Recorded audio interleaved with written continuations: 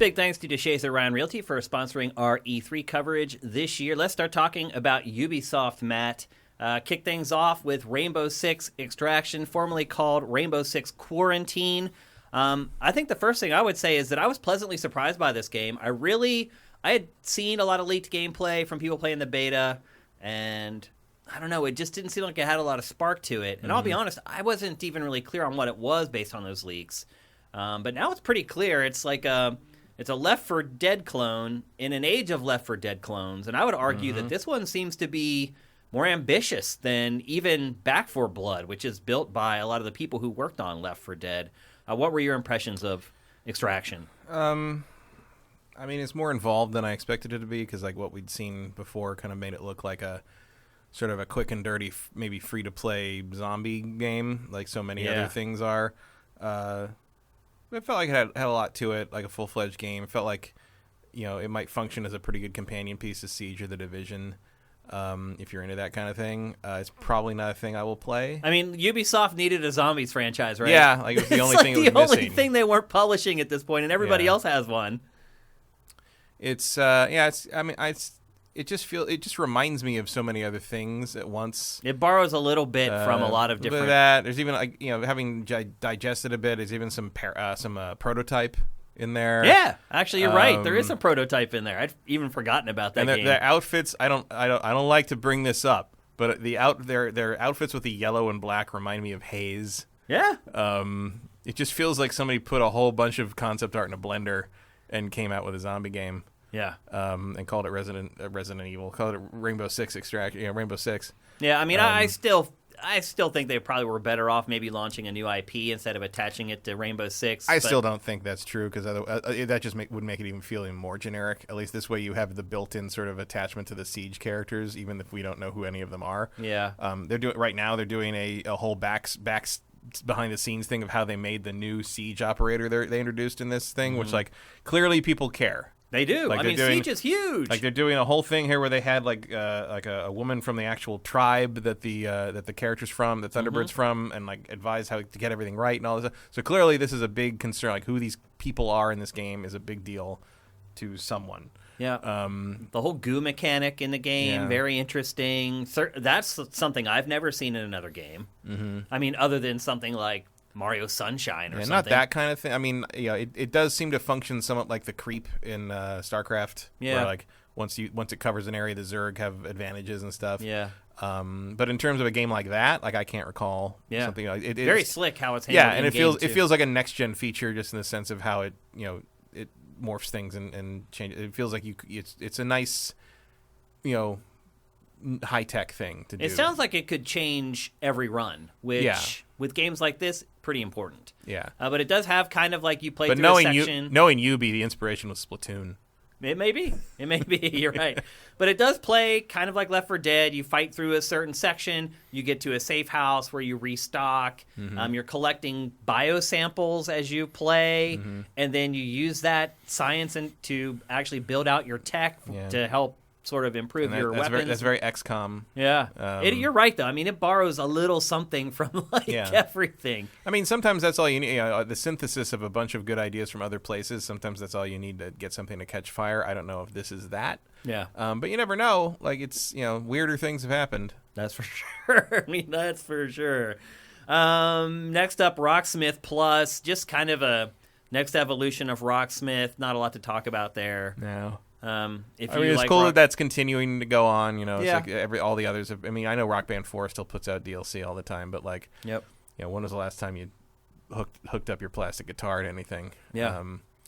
I actually I talked with someone about like doing like a Rock Band party or something, and I was like, I don't know if I think I have like one guitar left. I got rid of a lot. I still have everything, so if you need it, I might need to borrow some stuff. Hit me up. Yeah. I would like to come if you're cool with me showing up at your party. I haven't played Rock Band in a long time, and I know I would still enjoy it. I do still have the Aeon drums. Oh yeah, that full electronic I just have drum the kit. drums that came with it. I don't have. I have that whole thing. I've only used them like twice because when I got them, I lived in an apartment, and I realized that drum pedal goes right through the floor and the person below me was like, "What are you doing?" You know what? I never got complaints about that. Yeah, We have carpeting in our apartment, though. That's right. Yeah, I have hardwood, and like I tried it with like a mat, and like it just it was just all she could hear was bang, bang, bang. I'm like, okay, I'll just stick to the guitar and the keyboard. Next up, Riders Republic, another game that I would say I was pleasantly surprised by. I didn't expect a lot from the game before the press conference. Like Extraction is sort of like, I don't want to play this, but like I respect what it's after. Yeah. Kind of thing. Like I'm like, oh wow, that's a lot of cool ideas in there. Like I know it would bore me after an hour, but like. Would it though? Because yeah, it would.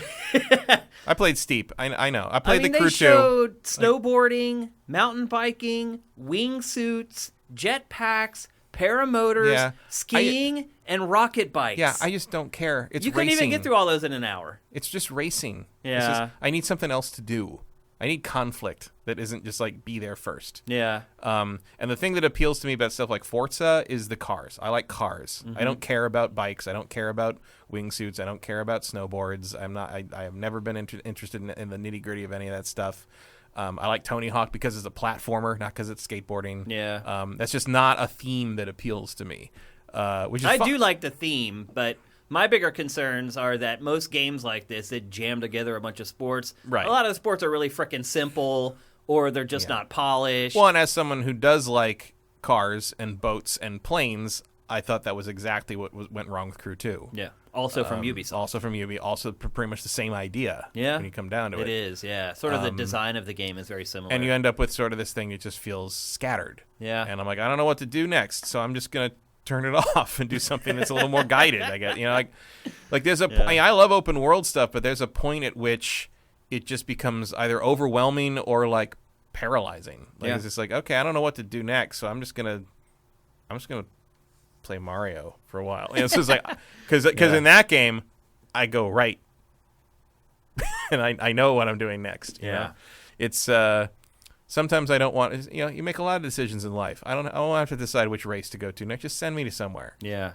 That's what those games. That's what these big, open, crazy Ubisoft games need is a randomize button. Just like pick something I haven't done yet and send me there. Just go. Just tell me what to do. Now, we'll say this. Like, maybe my skepticism is a little misplaced because it seemed like in Steep they did do a pretty good job with all the various disciplines. Yeah.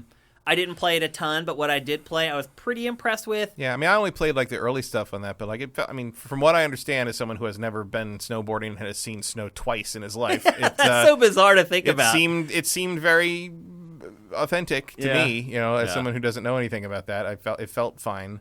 I've gotten into snow. SSX3 is still my favorite snowboarding game of all time, but tricky for me, but it's fine. I mean, Tricky's also great. Yeah, it's like I can see it's kind of a head-to-head race between those two things. Yeah, SSX3 for me because it simulates being on a mountain, that big thing, which I guess would not be as enticing or appealing to someone who has actually done that. Right. Tricky is more of a fantasy thing for someone who's actually snowboarded. For me, the fantasy is, I'm on a snowboard. Yeah. Being able to hear Run DMC the whole time I'm playing didn't hurt either. I mean, that there's just something about it. Like, I was also very good at it. I think that, in a lot, for most people, that helps people really enjoy I get games. the tactile synergy of Tricky being someone's favorite. For me, it was 3. I could see that, too.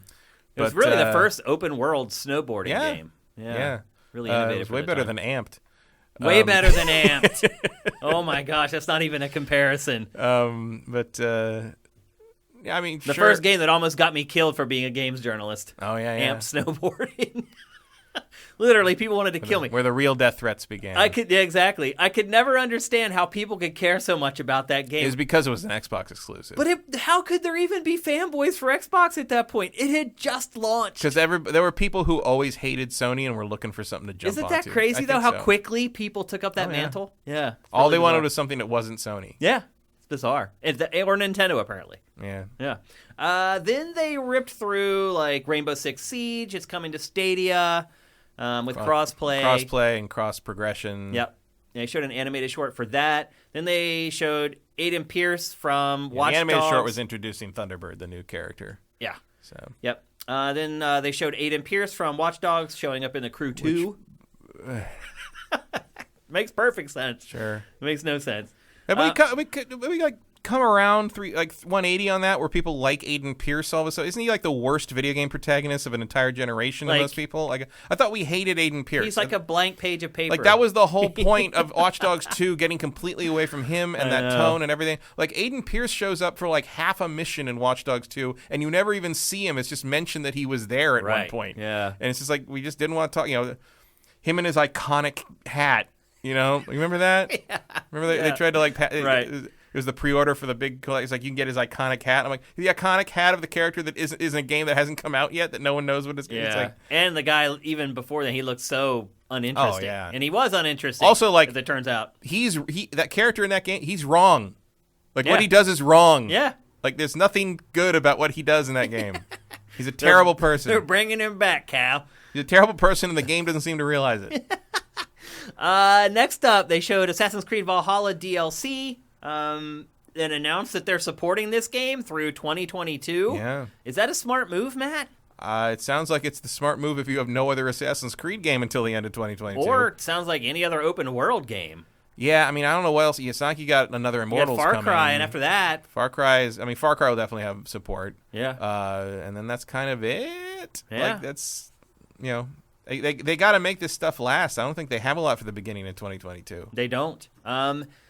Ghost Recon seems to be hibernating. Do so, games need to last this long? Like, I don't know. I think Valhalla lasts long enough as right? it is. I mean, the base game is already gigantic. Do we Yeah. need like 2 more years of supporting the game? Like, how many people do you think are going to come along for that ride? I don't know. I do know that I have completed Origin and Odyssey 100%. Me too. Well, not 100%, but I finished 100%, the games. all DLC, the whole thing. Like, I have everything in those games, achievement wise. Mm-hmm. And you play the DLC, like, especially the second DLC for Odyssey, and like the most basic achievements are like 5% of gamers have unlocked this. So like you're saying to me, and this That's is 5%. and this of is not people like that started it. Yeah, and it's like it's not like people like it's not like finished the DLC or like, although the percentage stays pretty solid through the whole thing. So it seems like 5% of between their 5 audience. and between 5 and 10% of people who played the game on the platform actually played the DLC. And most of the people who do,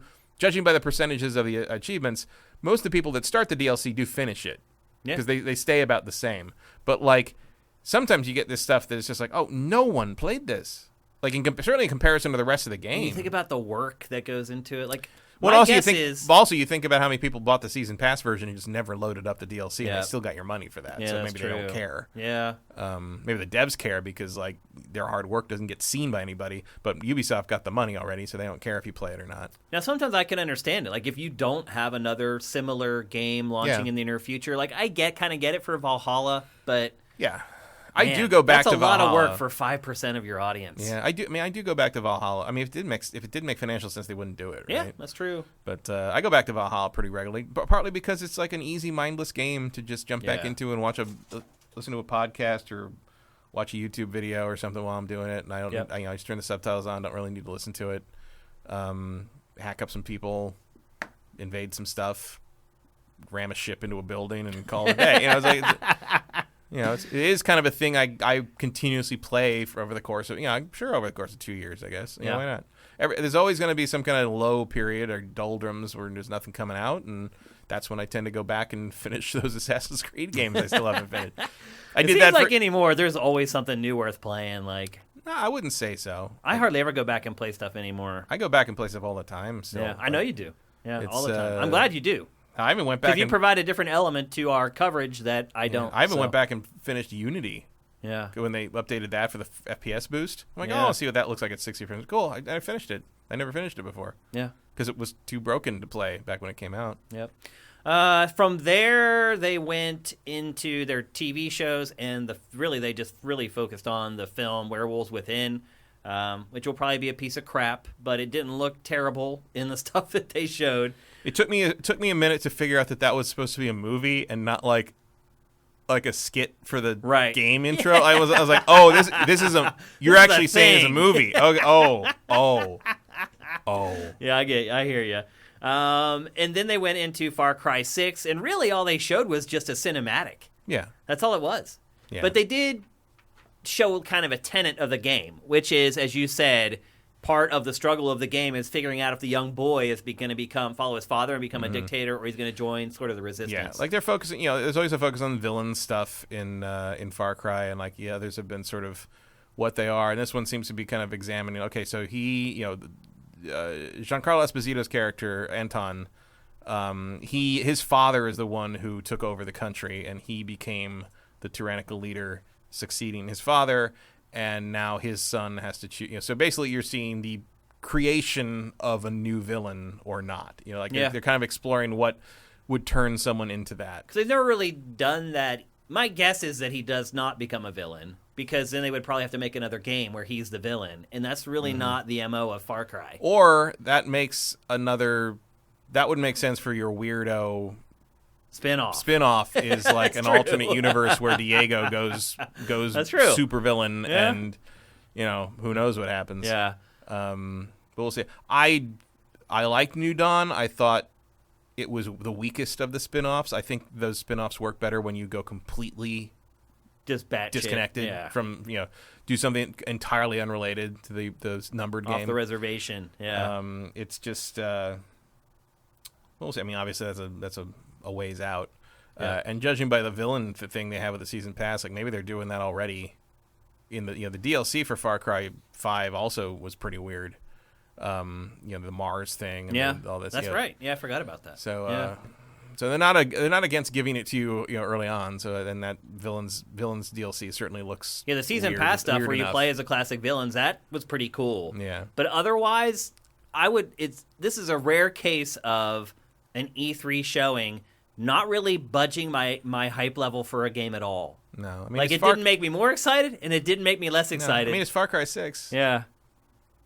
Like I'm excited to see Giancarlo Esposito do sinister things. Yeah. Like I would be in anything.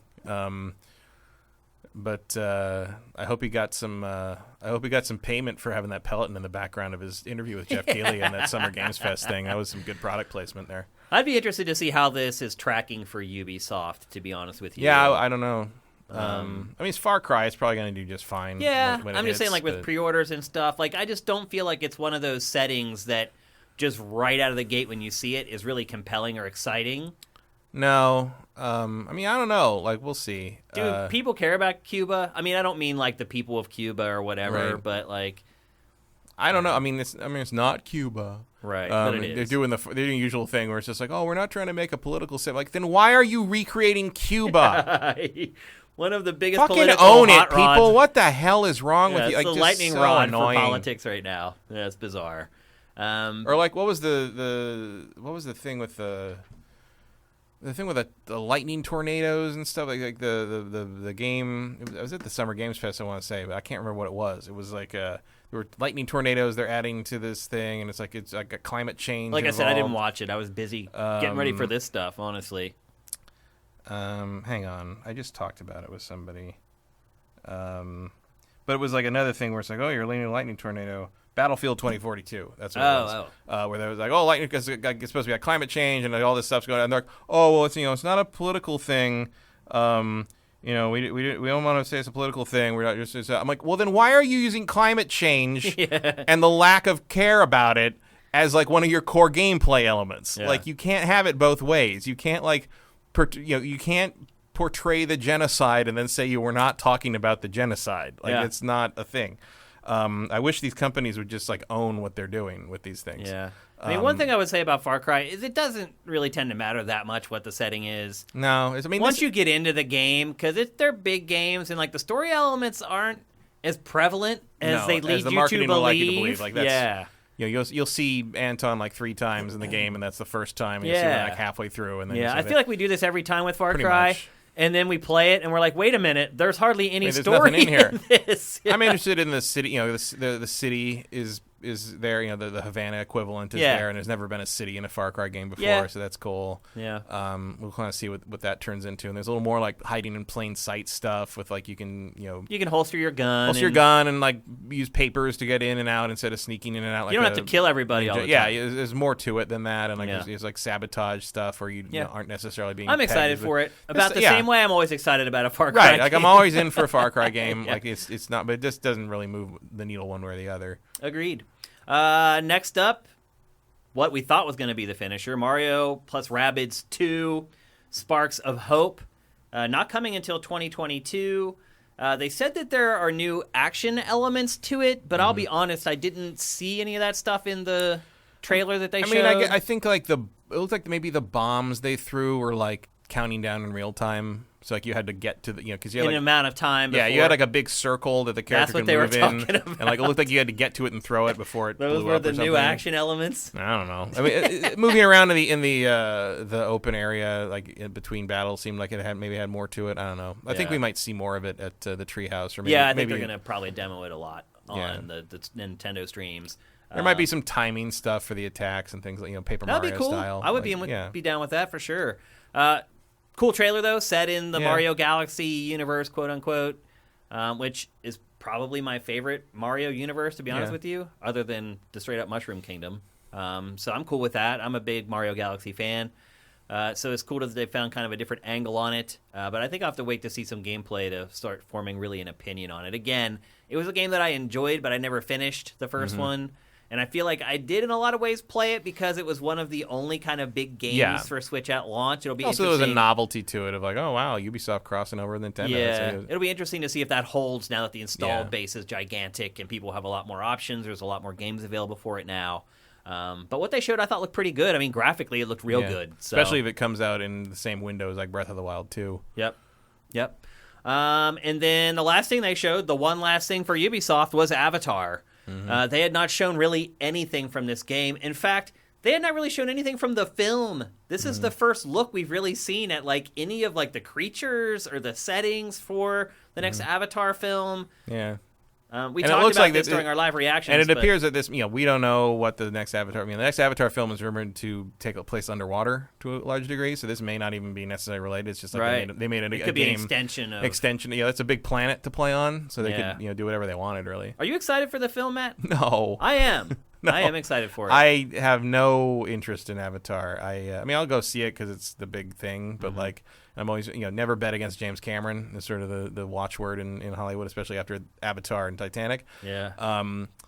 But I thought Avatar was a bad movie. I enjoyed it. Beautiful. I mean, a really cool theme park ride. But I think it's notable that it was the #1 movie in the world in history for a long time. And I think it is again because they re-released it to rebeat Endgame because that's how petty Jim Cameron is. That's funny. But I think it's notable that was the #1 movie of all time for quite some time.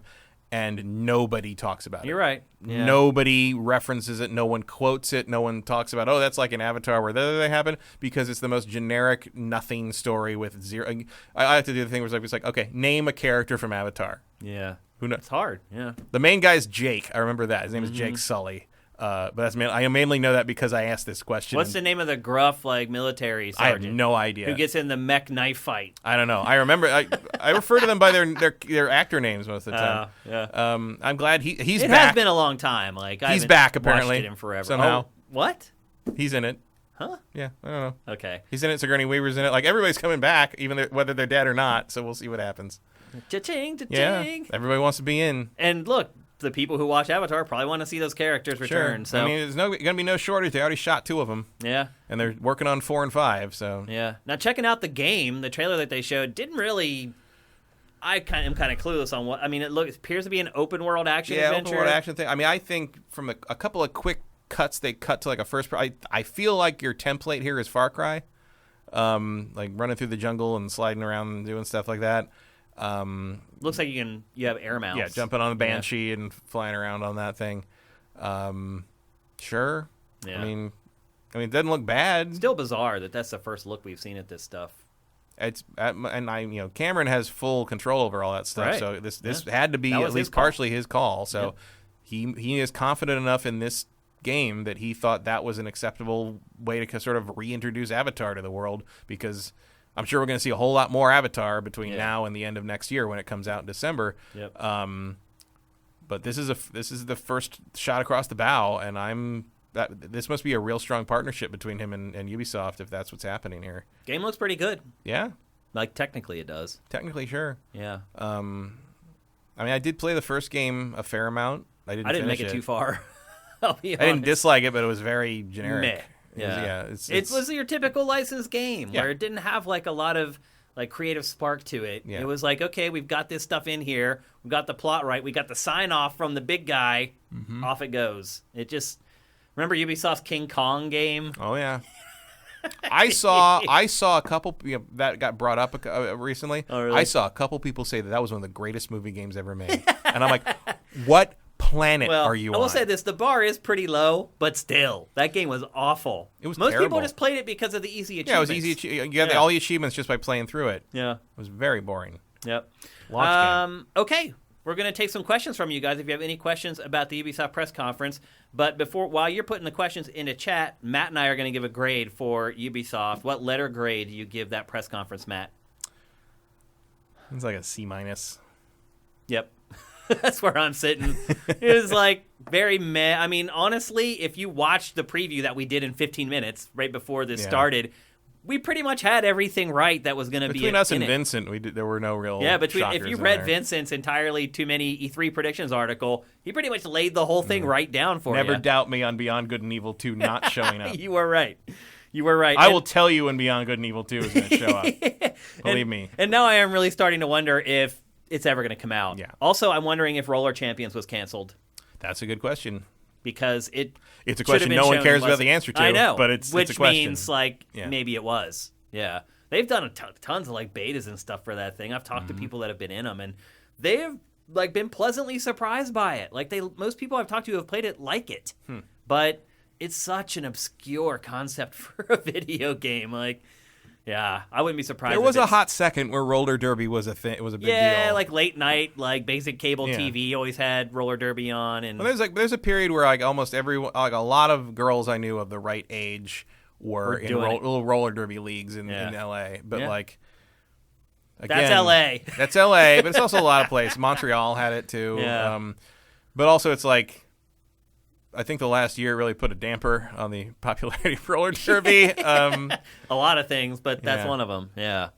The real casualty of COVID is roller derby. Yep. No Battle Cat, but you said that was kind that's of way known too beforehand. way out there. I think that's too early. Yeah. I think the fact that all we know is the code name is an indicator that they're not ready to show that one. Yep, that's a good point. So there you go. We're never getting another Splinter Cell. Probably not. I mean, I don't know that we need it, honestly. Like, I just think pure stealth games it's a tough market for those games these days. Even Hitman did really well reviews-wise. It never really made a blip on the sales charts, so... It did sell like 3 times what the last one did, though. Yeah. So that's doing good. okay. It's good. It's progress. Okay, let's get to some questions if you guys have any. Here's one from... Oh, first of all, Vincent says... And this is a problem about being live while this stuff is all breaking. It says that Ubisoft's press release says that Avatar is a standalone story and not based on the movie. So that's probably why he was okay with showing it. But I guarantee there's still some elements in there. Yeah, there's some creatures in there. Yeah, and there's stuff. some previously unseen designs in there, so clearly he's involved. Yep. Let's see if we got questions. Nothing happens on Pandora without Jim say so. Emperor Dread, is Ubi creatively exhausted, seeing a lot of staples and not a lot of invention in these games? I mean, there are those who would say that they've been creatively exhausted for the last 10 years, but like I've always liked what they've made. Well, I think, Matt, you hit the nail on the head when you brought up, like, maybe why they're going to extend Valhalla DLC out so long is because they're taking a break on Assassin's Creed, maybe to spruce it up a little bit. That's what I think. And I hope so, because look, Ubisoft has definitely fallen into a template. There's no doubt about it. Where it their reinvention of Assassin's Creed has become the template for Assassin's Creed. You got to mix it up again. Yeah, you got to make it more. The next step for Assassin's Creed is to sort of bring back the blade in the crowd idea. Yeah. And there's some of that in Valhalla, but not to the degree. You don't have cities. But that's all we get is a little bit of it. Right. You don't have cities that were with the density that we saw in the old Assassin's Creed games. I mean, replaying Unity or picking up my save in Unity and finishing it, I had forgotten how many people are in Paris in that game. Like, it is really you have to fight your way through crowds at points, and like. That is, the original concept of Assassin's Creed was the blade in the crowd. Yeah. It was that idea. That's the core concept of the franchise. And it'd be nice to see them bring that back. I do think there is room to basically do a remake of the first game, do a reinvention of the first game. Like, you take what they've learned over the last, 13 years and sort of incorporate it, sort of revamp But also the mythology. keep like the targets and the assassinations. Yeah, as like a big go back part to of the idea of Yeah. like planning an assassination and having the assassination be like a big deal. Like, Yeah. be like, you're working your way up to like basically a heist mission. Yeah. Like you have to do this, and you can, just like the first game, you could do it all the prep missions, or you could skip some prep missions and like maybe have fewer options when it came to the big assassination. But like the problem was that the prep missions were very boring. Sitting there listening to eavesdropping, and if you listen to the people talking in the eavesdropping mission, you'll find out there's stuff stacked behind the venue, and that'll get you up there. If who's going to do that? Nobody would want to climb a bunch of boxes. I'm like, I will climb a bunch of boxes. But apparently, in the original design, those eavesdropping things were like 15 minutes long. Oh, that's way too long. And like you just have to sit there and listen to them, and hope you found. Basically, you have to sit there and listen to them.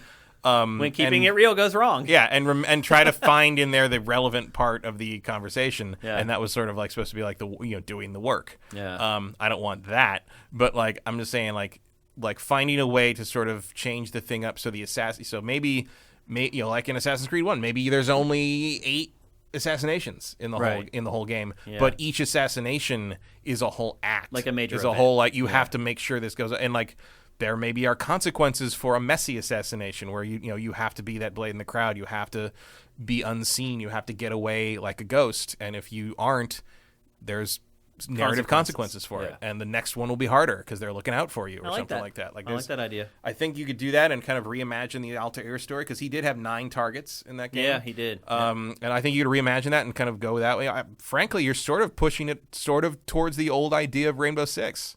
Yeah. Planning out your moves before you do them. Executing. Yeah. So that would be my take on an Assassin's Creed.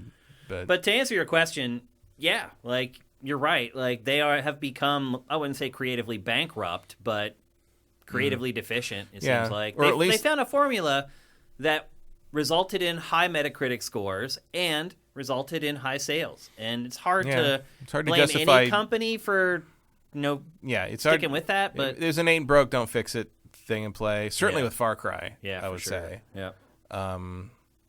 They feel like they can use the theater, the setting, to sell each Far Cry. Yeah. Well, And the design remains the same. Yeah, and I think that's not wrong. Like the theming of the Far Cry is more important than anything else, really, in terms of getting people interested early. Like Far Cry is always going to be Far Cry, one way. And I wouldn't want it to not be that. I want it to feel. There are franchises where, and that's why I say sometimes like it's better to start a new IP, like with Rainbow Six. Yeah. Like to me, when someone says Rainbow Six, I think tactical shooter. I don't think like zombie shooter. I mean, they're trying to make that zombie shooter tactical.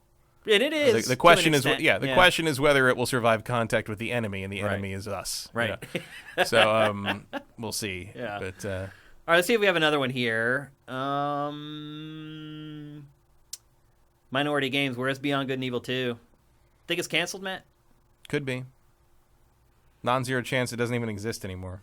But we'll I see. would agree with that. Dan Boy 90. What would Ubisoft have had to do to get more than a C minus? Beyond Good and Evil 2. Yeah. Really, like that's. Well, I think it's just deliver something beyond expectations. Yeah, something like that. Give me my dancing panda. Wild. I don't know. Wild is not Ubisoft really, Yeah. but Keep in mind, C isn't a bad score. It's just average. Yeah. If I don't know. I looked at it and I'm like, was that an above average Ubisoft press conference? Yeah. No, it wasn't. It was average. Tease me with the next Ghost Recon. Yeah. Bring back Hawks. I don't think, know. Look, they could have shown maybe gameplay of Avatar, Yeah. and if the gameplay were amazing and something unique and innovative, sure, then it gets bumped up a little bit. But yeah. Or like just a lot of known quantities. We kind of guessed everything that was going to be in it. surprise And over-guessed in some surprise cases. Skull and Bones isn't in development hell. Here's what it looks like. Yeah. Yeah. Like, there's a lot of stuff they There's a could lot do, they but could there's have just not. It wasn't ready. This stuff wasn't. You can't. New Splinter Cell, new. Whatever. Put Splinter Cell in Hitman. Sam Fisher in Hitman. Let's go. Okay, we'll take one more. This is also from Damn Boy. Jeff Keighley just tweeted to say, unless you have been approved by the ESA, you stream reaction to conferences is going to get flagged on Twitch and YouTube, FYI. Well, that's good because I've actually now found a reason behind registering for press as press for E3.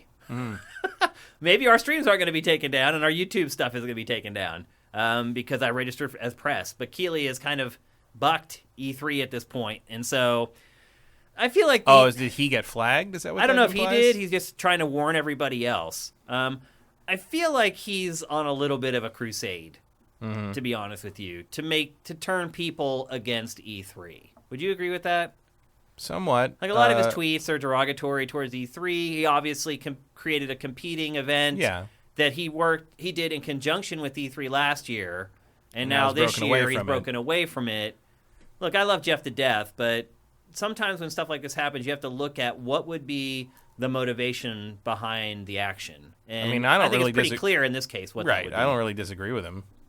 Like, it needs replaced or whatever. Yeah. I'm not thrilled. I'm not thrilled by the Summer Games Fest, but I don't think that's the fault of him or anything. So I think it's just largely a fault of the year we're coming out of. But like, I don't think he's wrong that we need to like stop thinking of the ESA as the only option here. Yeah, I'd agree with that too. I just think that he's using a little bit of subterfuge to push people in the direction he wants. Yeah, he should probably just be a little more plain spoken about it. Or he could just create a better event and then let the people decide this is better. He's on I the way. Support this. I think he's on the way to doing that. I think that's his next goal. I think he feels like he's got the Game Awards sort of locked down on what they need to be or what they're going to be. And I think his next target is a June. How do I take over E3? 6 months. He wants something every 6 months, and then he wants to kind of do a Game Awards equivalent to replace E3. Yeah. And quite frankly, he could do it. Yeah. If anyone can do it, it's him. That man can network and market with the best of them. So that's where he came from. But my point is that's what he's doing. Right. He's marketing Summer Games Fest by tweeting stuff like this. Right. Yeah. And that's all that can really be done this year. But next year, look out. It'll be interesting to see what happens. What he does. Yep. And remember, like, he's very good at that. That was his secret back in the day. Was like everyone else was going through PR, he was going through marketing. Yeah. And marketing controls PR. It does. Like there were multiple times when he went straight to marketing, and marketing decided to do a thing, and PR had to cancel plans with other outlets. Yeah. Because marketing trumps PR. Yep. And a lot of people hated him for that, but it was the smart move. Well, there were that's how you win. Yeah. For example, there were times where when I was at GT and he was at GT, he would get an exclusive for the TV show. Mm-hmm. And he'd contact me, and because sometimes he'd use the site as a sweetener. Mm-hmm. He'd be like, okay, well, I can get Shane on the site to give you a bunch of placement and promotion and whatnot. So he would contact me and say, hey, I have this exclusive on this game that we want to feature on Game Trailers TV with Jeff Keighley. What can you do for it? And I'll be like, I already have an exclusive lockdown for that game because I was dealing with PR. Mm-hmm. He was dealing with marketing. Mm-hmm. And so those two weren't even connecting the dots with each other and talking to each other. PR and marketing do not talk to each other a surprising amount. It's not as much as you would think, for sure. They don't coordinate as much as you would think either. No. Yep. So that's certainly not back then. Yeah. Maybe it's a little more so now with social media and everything kind of being interconnected. But certainly back in the day, those are two very separate departments. Yep. It was a little weird. It is weird. Because they should work hand in hand. Yeah, you'd think. You would think. Yeah. Okay, that's it for the first day of E3 2021. This is the only live press conference we're covering today. It's really the only big one. It actually worked out perfectly. It got us into the groove of doing our E3 production and all the techniques we need with our TriCaster and all that kind of stuff. It worked out perfectly. Hopefully you guys enjoyed the broadcast. We will be back tomorrow much earlier.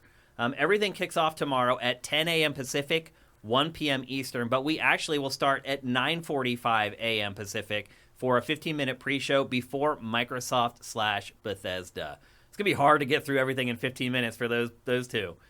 Probably the biggest press event of E3 2021. Without any competition on that, really. So we'll be back here 9:45 a.m. Pacific tomorrow to give you a 15-minute pre-show, live commentary over top of the press conference, and then afterwards, we'll do our analysis and Q&A.